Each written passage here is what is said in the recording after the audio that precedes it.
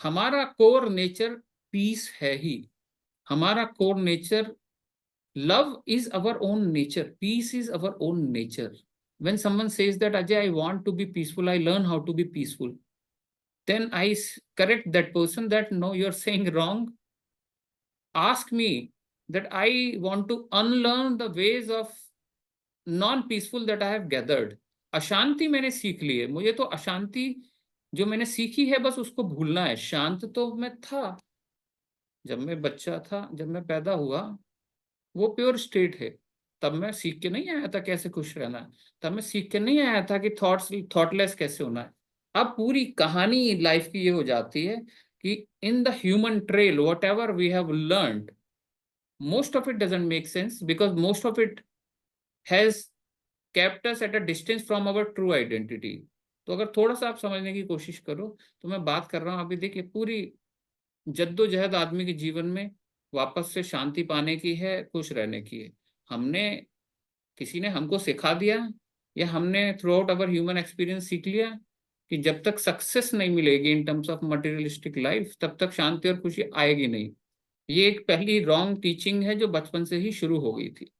जब बच्चा पैदा होता है उसको तो नहीं मतलब है कहाँ है, क्या पैसा है, क्या नहीं है. नेचुरली वो पीसफुल है, नेचुरली वो लवेबल है. तो मैं आपको वही बताना चाह रहा हूँ, हमें सीखना नहीं है कि कैसे पीसफुल हो, कैसे एंग्जाइटी जाए, एंग्जाइटी कैसे क्रिएट होगी ये हमने सीख लिया है. तो हमको ये सीखना है, जो नए नए रीजन हमने अपनी परेशानियों को के लिए बना लिए हैं उसको अनलर्न करना है.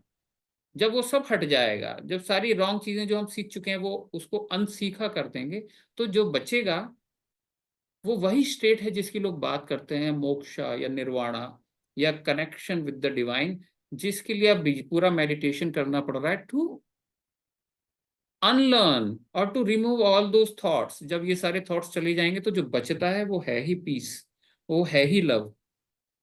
तो जब आप मेडिटेशन करोगे, मैं आपको ये बताना चाह रहा हूँ, फिर किसी किताब को पढ़ने की जरूरत नहीं पड़ती. एक समय में मैं बहुत पढ़ता था, आजकल नहीं पढ़ता. जो मैं आपको बता रहा हूँ इस वर्कशॉप में जो बातें हो रही हैं उसी का रिपीटेशन सारी किताबों में मिलेगा आपको. I am specifically talking about religious scriptures.